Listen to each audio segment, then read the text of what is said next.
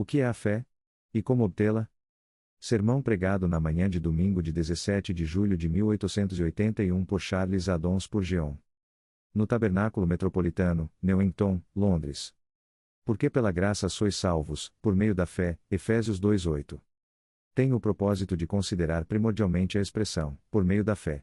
Contudo, peço-lhes antes de tudo que prestem atenção na origem da nossa salvação, que é a graça de Deus. Pela graça sois salvos, por meio da fé.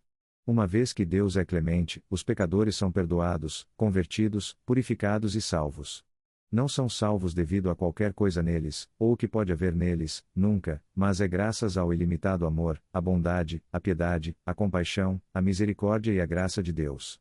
Então, pare por um momento na primavera, contemplem o limpo rio da água da vida no momento em que brota do trono de Deus e do Cordeiro. Quão grande abismo é a graça de Deus! Quem poderia sondá-lo? Como todos os demais atributos divinos, é infinita. Deus está pleno de amor, pois Deus é amor, Deus está pleno de bondade e o próprio nome Deus é senão um sinônimo de bom. A bondade ilimitada e o amor formam parte da própria essência da divindade. Graças à sua misericórdia que dura para sempre os homens não são destruídos. Graças a nunca cessarem suas misericórdias os pecadores são conduzidos a ele e são perdoados. Lembrem-se bem disso, pois de outra forma, se fixam suas mentes na fé, que é o canal da salvação, ao ponto de esquecer a graça, que é a fonte e a origem mesma de sua fé, podem cair no erro. A fé é a obra da graça de Deus em nós. Ninguém pode chamar a Jesus Cristo senão pelo Espírito Santo. Ninguém pode vir a mim, disse Cristo. Se o Pai que me enviou não o trouxer, de tal maneira que a fé, que é vir a Cristo, é o resultado de uma atração divina. A graça é a primeira e a última causa da salvação, e a fé, valiosa como é somente uma parte importante das máquinas empregadas pela graça. Somos salvos por meio da fé, mas é pela graça. Divulguem, como com trombetas de arcanjos, estas palavras: pela graça sois salvos.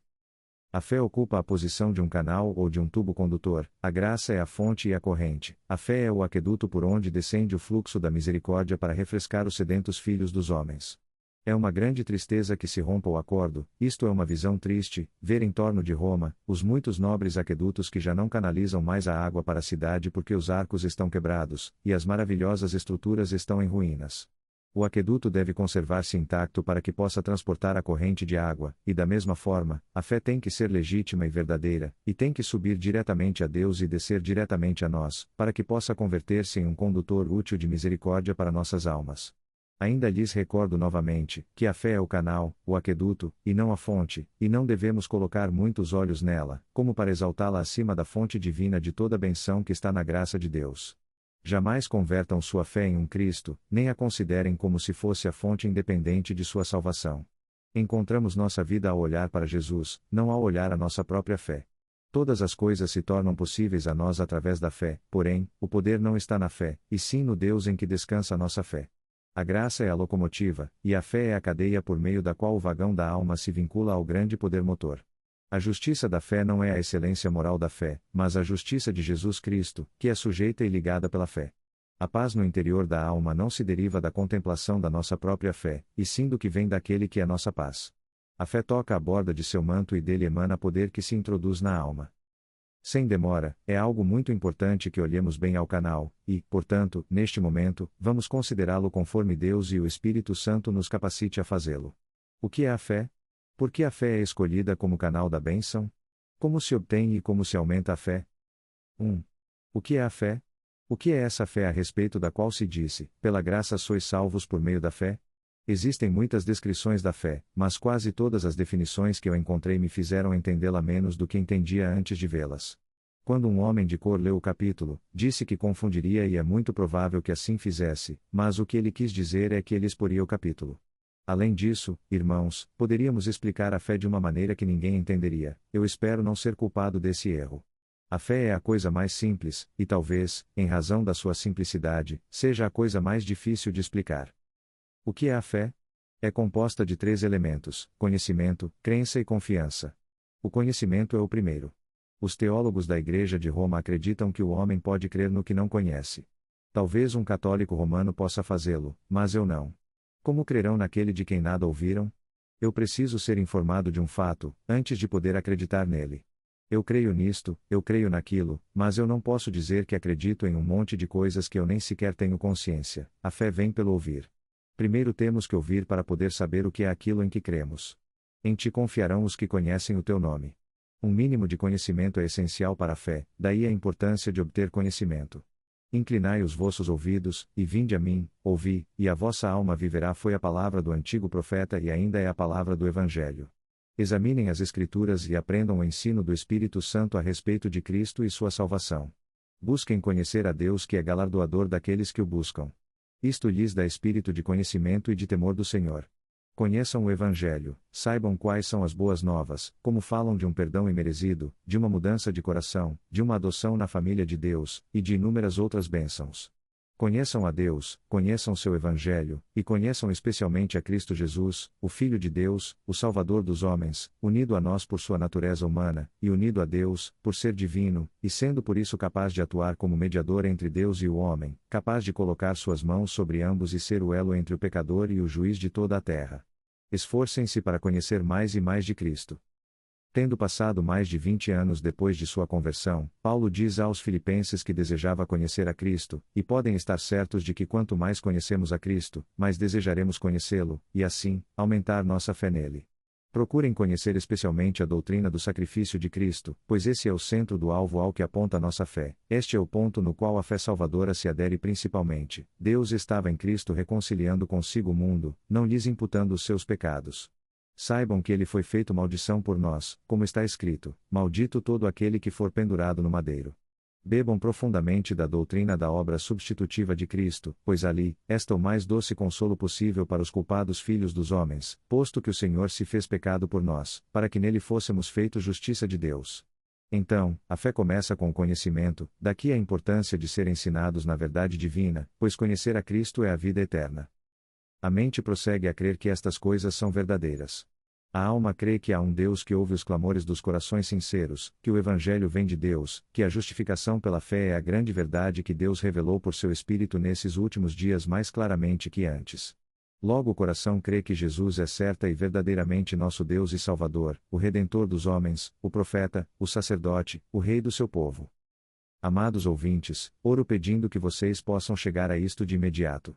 Creiam firmemente que o sangue de Jesus Cristo, seu Filho, nos purifica de todo o pecado, que seu sacrifício é total e plenamente aceito por Deus em favor do homem, de tal maneira que aquele que crê em Jesus não é condenado. Até este ponto vocês progrediram para a fé, e se requer um ingrediente a mais para completá-la, que é a confiança. Entreguem-se a Deus misericordioso, depositem sua confiança no Evangelho da Graça, confiem sua alma no Salvador que morreu, mas agora vive, lavem seus pecados no sangue expiatório, aceitem sua perfeita justiça e tudo estará bem. A confiança é o sangue da vida da fé, não há fé salvadora sem ela. Os puritanos sempre explicavam a fé mediante a palavra reclinar-se. Já sabem o que isso quer dizer. Vocês veem que me apoio sobre este parapeito e que pressiono todo o meu peso contra ele. Apoiem-se em Cristo desta maneira. Uma melhor ilustração, que me estirasse em todo o meu comprimento e que me deitasse sobre uma rocha, jogando-me sobre ela. Deitem-se sobre Cristo, lancem-se sobre ele, descansem nele, entreguem-se a ele. Havendo feito isso, terão exercido a fé salvadora. A fé não é algo cego, pois a fé começa com o conhecimento. Não é algo especulativo, pois a fé acredita em fatos seguros. Não é algo impraticável e sonhador, pois a fé confia e aponta seu destino na verdade da revelação. A fé aposta toda a verdade de Deus. Aposta não é uma palavra agradável para ser usada, mas o poeta utiliza e sugere meu significado traço. Apostem nele tudo. Que isso não envolva outra confiança. Essa é uma maneira de descrever o que é a fé, pergunto-me se já terei complicado. Permita-me tentar novamente: a fé é crer que Cristo é o que dele se diz que é, e que fará o que prometeu fazer, e a fé é esperá-lo. As Escrituras afirmam que Jesus Cristo é Deus, Deus encarnado, afirmam que é perfeito em seu caráter, que foi convertido por nós em oferta pelo pecado e que carregou com o pecado em seu próprio corpo sobre o madeiro. A Escritura afirma que ele pôs fim à transgressão, que acabou com o pecado e que trouxe a justiça eterna. As Escrituras nos dizem adicionalmente que ressuscitou, que vive sempre para interceder por eles, pelos que estão perto de Deus, que ascendeu à glória e que tomou posse do céu em favor de seu povo, e que em breve virá outra vez e julgará o mundo com justiça, e aos povos com retidão. Devemos crer firmemente que é assim, pois esse é o testemunho de Deus Pai, quando diz: Este é meu Filho amado. A ele ouvi. Isso é testificado também por Deus Espírito Santo, pois o Espírito tem dado testemunho de Cristo, tanto através da palavra como por diversos milagres e por suas obras nos corações dos homens. Nós temos que crer que esse testemunho é verdadeiro. A fé crê também que Cristo fará o que prometeu, que se ele prometeu que não lançará fora ninguém que vier a ele, é seguro que ele não nos lançará fora se formos a ele. A fé crê que se Jesus disse, a água que eu lhe der se tornará nele uma fonte de água a jorrar para a vida eterna, isso tem que ser verdade, e que se recebemos essa água viva de Cristo, ela permanecerá em nós e fluirá de nosso interior em torrentes de vida santa. Tudo o que Cristo prometeu fazer, fará, e temos que crer nisto de tal maneira que busquemos receber de suas mãos o perdão, a justificação, a preservação e a glória eterna, como foi prometido. Logo vem o próximo passo necessário. Jesus é o que dele se diz que é, e Jesus fará o que ele disse que fará, portanto, cada um de nós tem que confiar nele, dizendo: ele será para mim o que disse ser, e ele fará por mim o que prometeu fazer. Eu me ponho nas mãos de quem foi escolhido para salvar, para ser salvo. Eu confio em sua promessa que fará o que há dito que fará. Esta é uma fé salvadora, e quem a tem possui a vida eterna. Sem importar quais são seus perigos e dificuldades, sem importar quais são suas trevas e depressão, sem importar quais são suas debilidades e pecados, o que assim crê em Cristo Jesus, não é condenado, e nunca verá condenação. Espero que esta explicação seja de alguma utilidade. Eu confio que seja usada pelo Espírito de Deus. Mas já que é uma manhã de calor sufocante, pensei agora que seria melhor dar-lhes uma série de ilustrações, e não aconteça que ninguém venha a dormir. Se alguém estiver sonolento, que seu vizinho mais próximo o empurre levemente com o cotovelo, como por acidente, pois durante o período que estamos aqui é melhor permanecer acordados, especialmente com um tema como o que trazemos nas mãos. As ilustrações serão daquelas frequentemente usadas normalmente, e talvez eu possa apontar uma ou duas que são minhas. A fé existe em diversos graus, de acordo com a quantidade de conhecimento ou alguma outra coisa. Algumas vezes a fé não é mais que um simples agarrar-se em Cristo, em um sentido de dependência e uma disposição a depender dessa maneira. Quando vão à praia, e todos nós desejaríamos ir, vocês veem os moluscos conhecidos como lapas aderidos à rocha, vocês se aproximam com passo leve para a rocha, e com seu pau, batem nele com um golpe rápido e ele se desprende da rocha. Tentem fazer o mesmo com outra lapa. Você já lhe tinha advertido, ela olhou o golpe com que desprendeu a sua vizinha, e então se agarra na rocha com toda a sua força. Nunca poderá desprendê-la, não poderá fazê-lo. Golpeia e golpeia outra vez, mas será mais fácil quebrar a rocha. Nossa pequena amiga Lapa, não sabe muito, mas ela se adere. Não pode dizer muito a respeito ao que se adere, nem está inteirada sobre a formação genealógica da rocha, mas ela se prende. Ela encontrou algo a que se prender, esse é seu pouco conhecimento, e usa-o, prendendo-se à rocha da sua salvação. A vida da Lapa consiste em aderir-se.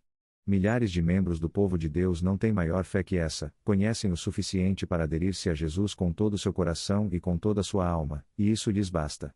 Jesus Cristo é para eles um Salvador forte e poderoso, e é inabalável e imutável como uma rocha. Aderem-se a Ele para salvar sua vida, e esta ação o salva. Deus dá a seu povo a propensão para agarrar-se. Olhe a ervilha ou ervilha doce que nasce em seu jardim. Talvez tenha caído sobre a trilha de cascalho. Se o apoiar contra o louro ou a treliça, ou colocar uma vara em volta, irá aderir-se diretamente, porque conta com os pequenos ganchinhos com os quais se prende a qualquer coisa que está em seu caminho. Está destinada a estender-se para cima e por isso foi equipada com elos. Todo filho de Deus conta com seus elos, pensamentos, desejos e esperanças com os quais se engancham em Cristo e na promessa. Embora este seja um tipo muito simples de fé, é, contudo, uma forma muito completa e eficaz. De fato, é o coração de toda a fé, e é a ela que somos conduzidos quando estamos com sérios problemas, ou quando nossa mente está obscurecida em certa medida porque nosso espírito está enfermo ou deprimido. Podemos aderir quando não podemos fazer outra coisa, e essa é a alma da fé. Ó, pobre coração, se você, todavia, não conhece tanto do Evangelho como desejaríamos que o conhecesse, agarre o que sabe. Ainda que seja tão só como um cordeiro que se aprofunda um pouco no rio da vida e não como Leviatã que afunda para o profundo abismo, contudo, bebe, pois o que o salva é beber, não se submergir. Agarre-se, então. Agarre-se a Jesus, pois isso é a fé. Outra forma de fé é aquela em que um homem depende de outro devido a um conhecimento da superioridade dessa outra pessoa, e lhe segue. Eu não creio que a Lapa saiba muito sobre a rocha, mas na seguinte fase da fé há maior conhecimento. Um cego confia em seu guia porque sabe que seu amigo pode ver, e ao confiar, caminha para onde seu guia o conduz. Se o pobre homem nasce cego, não sabe o que é a visão, mas sabe que existe a visão, e que seu amigo a possui e, portanto, coloca de bom grado sua mão na mão do que vê, e segue sua liderança. Esta é uma das melhores imagens existentes da fé. Sabemos que Jesus possui mérito, poder e bênçãos que nós não possuímos e, portanto, confiamos nele de bom grado e ele nunca trai nossa confiança. Cada criança que vai à escola tem que exercer a fé, enquanto está aprendendo. Seu professor o ensina geografia, e o instrui a respeito da forma da Terra e da existência de grandes cidades e impérios. A criança não sabe por si mesma se essas coisas estão certas, mas acredita em seu professor e nos livros que tem em mãos. Isso é o que terão que fazer com Cristo. Se vocês vão ser salvos, têm que saber simplesmente porque ele lhes disse, e têm que crer porque ele lhes assegura que assim é, e vão confiar nele porque ele lhes promete que a salvação será o resultado. Quase tudo o que vocês e eu sabemos vem pela fé. Se uma descoberta científica é feita, estamos seguros dela. Sobre que base cremos? Com base na autoridade de certos homens da ciência bem conhecidos cuja reputação está estabelecida. Não conhecemos e nem vimos suas experiências, mas cremos em seu testemunho.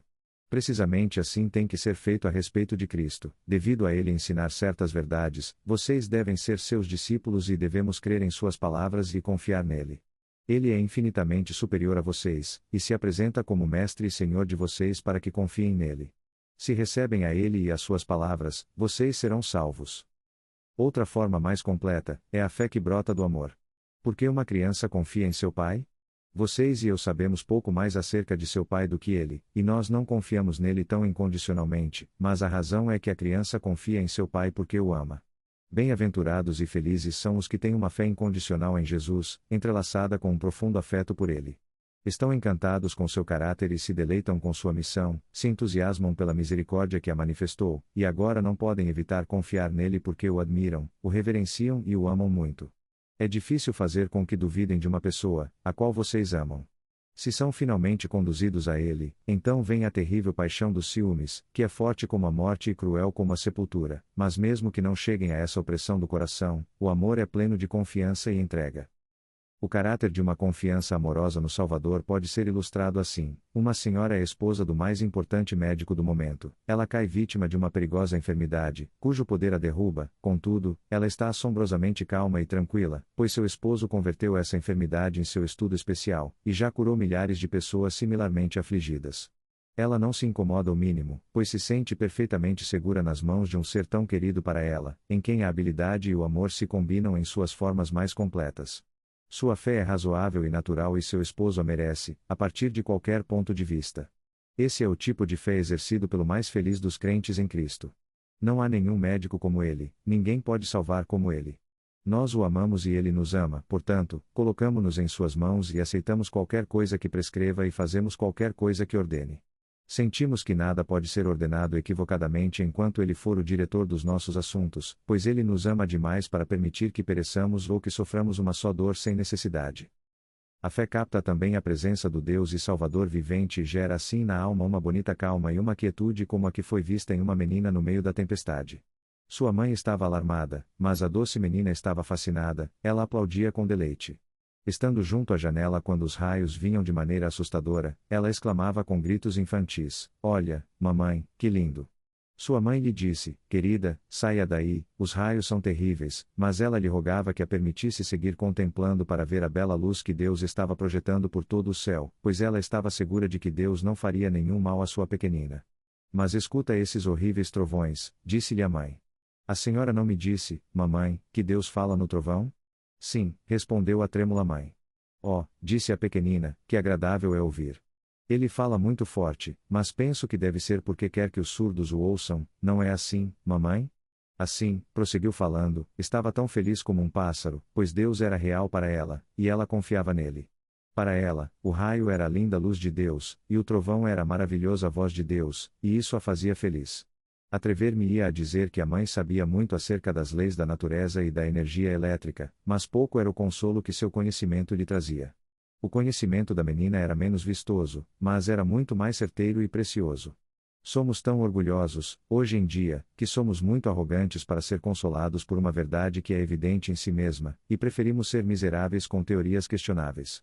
Ood cantou uma profunda verdade espiritual quando jubilosamente disse: "Eu lembro, eu lembro. Os pinheiros escuros e altos. Eu costumava pensar que seus topos esbeltos estavam muito perto do céu. Era uma ignorância infantil. Mas hoje representa escasso prazer. Saber que estou mais longe do céu do que quando era criança. Quanto a mim, eu preferiria ser uma criança outra vez, do que tornar-me perversamente sábio. A fé consiste em ser uma criança para com Cristo e crer nele como uma pessoa real e presente, nesse mesmo instante, perto nós, e disposto a nos abençoar. Embora isso possa parecer uma fantasia infantil, é essa pureza que devemos ter todos se quisermos ser felizes no Senhor. Se vocês não se converterem e se tornarem como crianças, jamais entrarão no reino dos céus. A fé leva a palavra a Cristo, como uma criança crê em seu Pai, e confia nele com toda a simplicidade em termos de passado, presente e futuro. Que Deus nos conceda uma fé assim. Uma sólida forma de fé surge de um conhecimento seguro. Este vem do crescimento na graça e é a fé que crê em Cristo porque o conhece e confia nele, porque comprovou que é infalivelmente fiel. Essa fé não pede significados nem sinais, senão que crê bravamente. Sempre me surpreendeu a fé de um capitão de um barco. Solta as amarras e manobra para longe da margem. Durante dias, semanas e até meses, nunca vê nenhuma outra vela, nem vê a margem, contudo, prossegue dia e noite sem medo, até que certa manhã se encontra em frente ao ancoradouro desejado, ao qual estava indo em direção. Como encontrou seu caminho sobre o abismo desconhecido? Ele confiou em sua bússola, em seu roteiro de navegação, em sua luneta e nos corpos celestes e obedecendo ao seu guia, sem avistar a margem, manobrou com tanta precisão que não teve que mudar nenhum ponto para chegar ao porto. Navegar por instrumentos é algo maravilhoso. Espiritualmente é algo bendito deixar a margem do que é visível e dizer adeus aos sentimentos internos, às providências encorajadoras, aos significados, aos sinais e a essas outras coisas parecidas. Eu creio em Deus e eu vou navegando diretamente ao céu. Bem-aventurados os que não viram e creram, a eles será dada uma entrada segura ao final de uma viagem no caminho próspero. Esta é a fé que torna mais fácil a entrega de nossa alma e de todos os interesses eternos aos cuidados do Salvador. Um homem vai ao banco e deposita ali seu dinheiro com um certo grau de confiança, mas outro revisou nas contas do banco, ele foi atrás dos bastidores e se assegurou de que tem uma vasta reserva de capital bem investido. Esse homem deposita seu dinheiro com a máxima segurança. Conhece e está firme em sua fé, e assim, entrega de bom grado todo o seu dinheiro ao banco. Da mesma forma, nós que conhecemos a Cristo, alegramo-nos em colocar nosso ser inteiro em suas mãos, sabendo que Ele é capaz de guardar-nos até o fim. Que Deus nos dê mais e mais uma firme confiança em Jesus até que chegue a ser uma fé imbatível, de maneira que nunca duvidemos, mas que creiamos sem questionar. Olhem para o agricultor, ele trabalha com seu arado nos meses de inverno, quando não há nenhuma folha na árvore, nem nenhum pássaro que cante alegre, e depois de arar, leva o precioso grão para o celeiro, do qual tenha talvez apenas o suficiente, e enterra-o nas fissuras, confiando que brotará novamente. Porque ele já viu uma colheita 50 vezes, espera outra, e espalha com fé o precioso grão. De acordo com as aparências, o mais absurdo que um mortal pôde fazer foi espalhar o bom grão e enterrá-lo no solo. Se nunca tivesse visto e não tivesse ouvido acerca de seus resultados, pareceria que é um desperdício e não uma obra agrícola. Contudo, o agricultor não tem nenhuma dúvida, ele anela que lhe seja permitido lançar suas sementes, e com fé anseia um bom clima para poder enterrar seu grão. Se lhes disserem que está fazendo algo absurdo, ele rirá de sua ignorância, e dirá que é assim que se obtém as colheitas. Este é um bom quadro representativo da fé que cresce da experiência, ajuda-nos a agir de maneira contrária às aparências, conduz-nos a entregar tudo em nós aos cuidados de Cristo, enterrando nossas esperanças e nossas próprias vidas com Ele na agradável confiança de que se estamos mortos com Ele também viveremos com Ele. Jesus Cristo, que ressuscitou dos mortos, ressuscitar-nos-á por meio da sua morte a uma nova vida e nos dará uma colheita de gozo e paz. Entreguem tudo nas mãos de Cristo e receberão de volta com um abundante incremento. Que obtenhamos uma fé forte, de tal maneira que assim como não temos nenhuma dúvida da saída e do pôr do sol, assim não duvidemos tampouco da obra do Salvador por nós em todos os momentos de necessidade.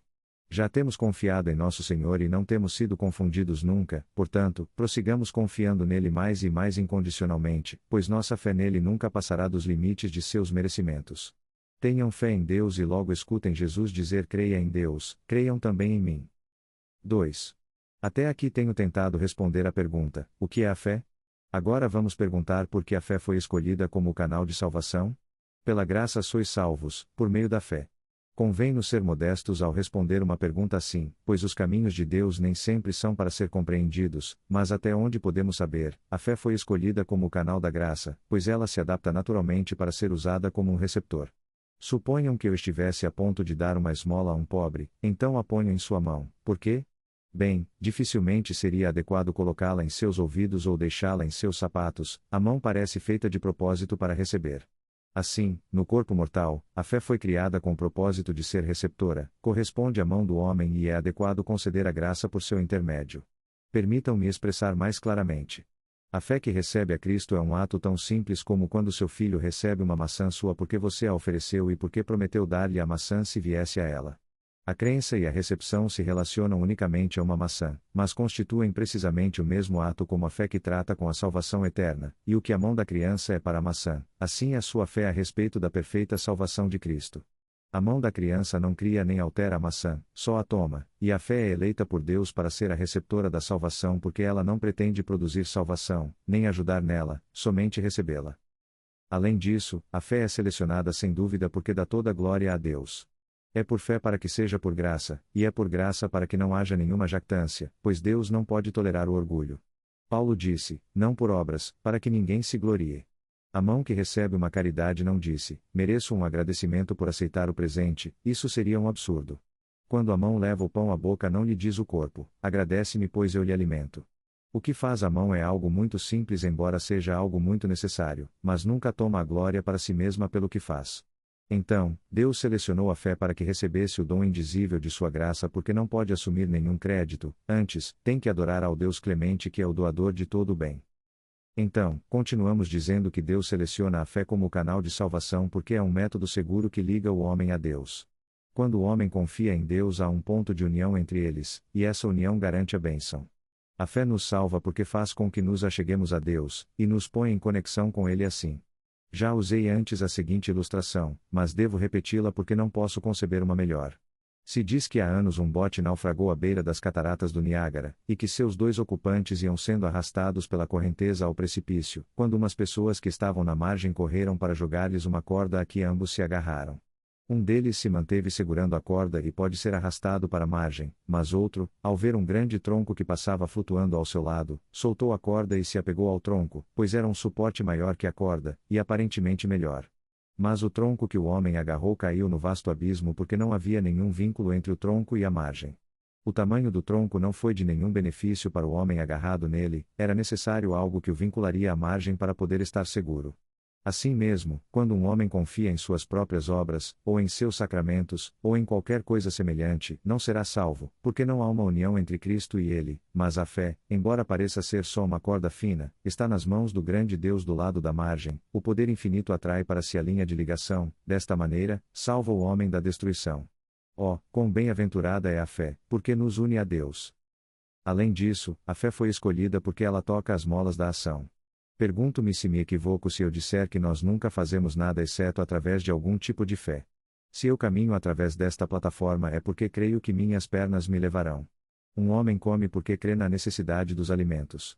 Colombo descobriu a América porque cria que havia outro continente mais além do oceano e muitos outros grandes feitos têm surgido da fé, pois a fé opera milagres.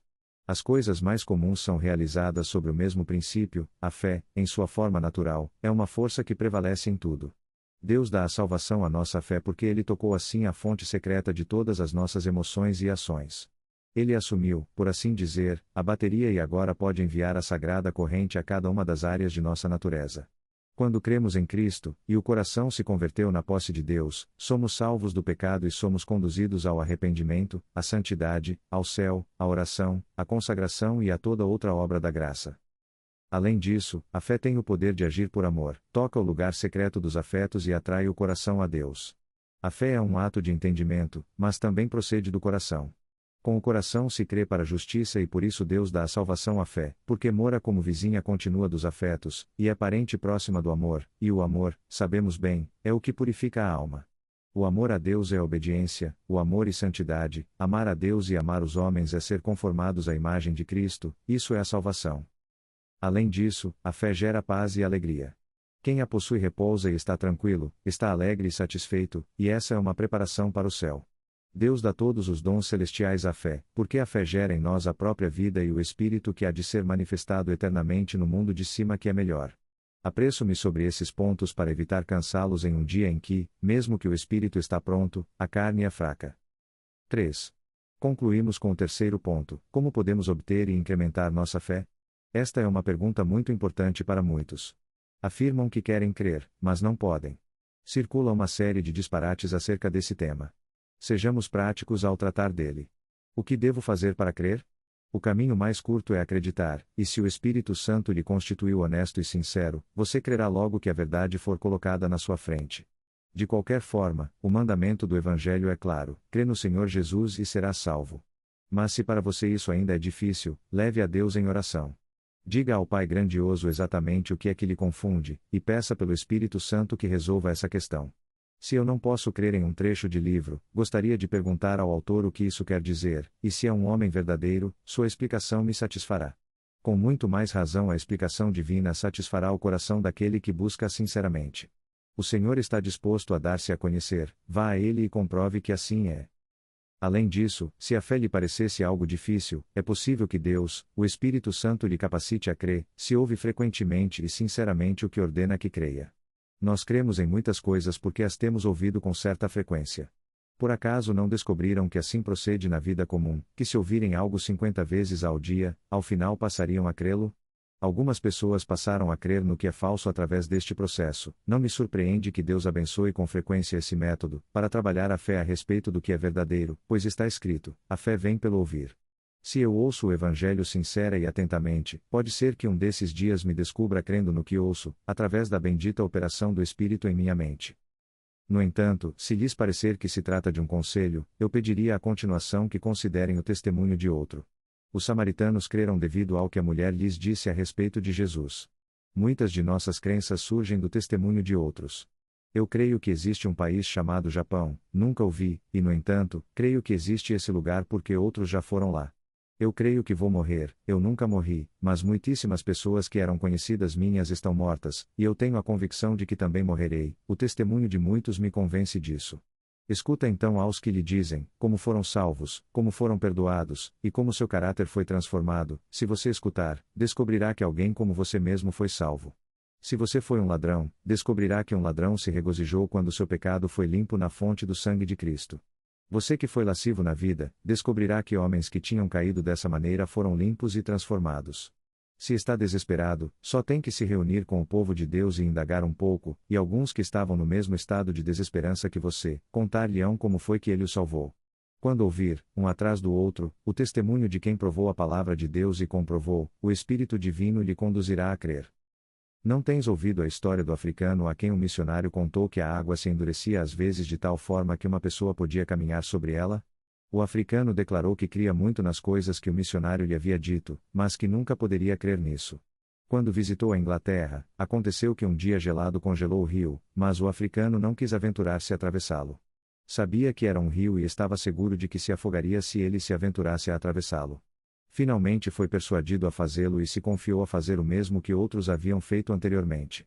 Assim, é possível que quando veja que outros que creem demonstram seu prazer e sua paz, você mesmo seja conduzido docilmente a crer.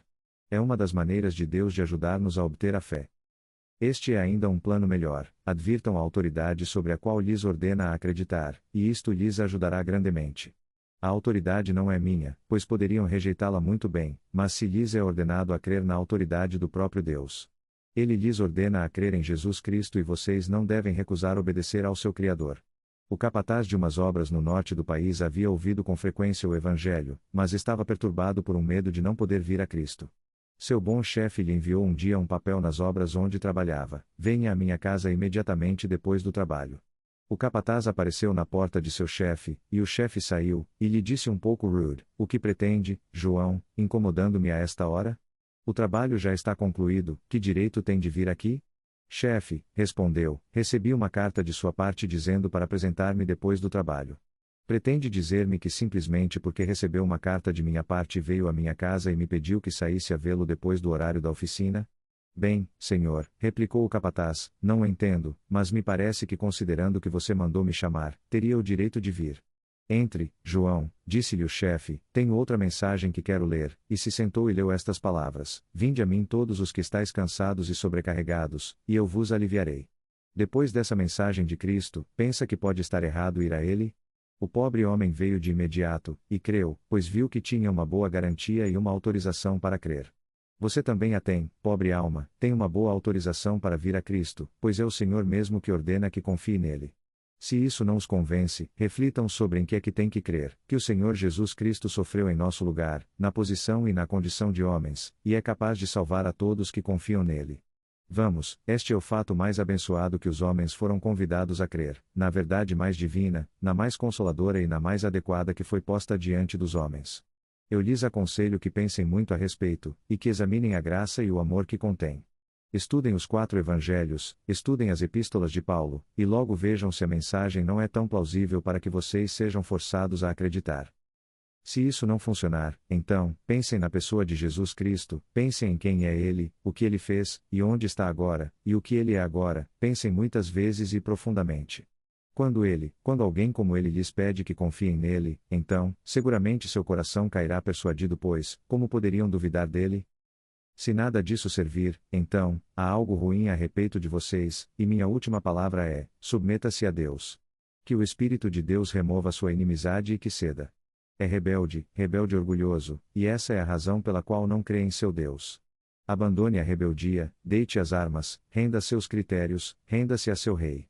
Eu creio que jamais uma alma levantou os braços em sinal de desespero e clamou: Senhor, submeto-me, sem que a fé se tornasse algo fácil para isso em breve. É devido ao fato de que você tem discutido com Deus, e pretende que seja feita a sua própria vontade e que as coisas sejam feitas da sua maneira, que você não crê. Cristo diz: Como poderiam vocês crer, pois recebeis glória um dos outros? O arrogante gera descrença. Submeta-se, ó homem. Ceda ao teu Deus e então crerá tranquilamente em seu Salvador. Que Deus os abençoe, por causa de Cristo, e os conduza neste precioso instante a crer no Senhor Jesus.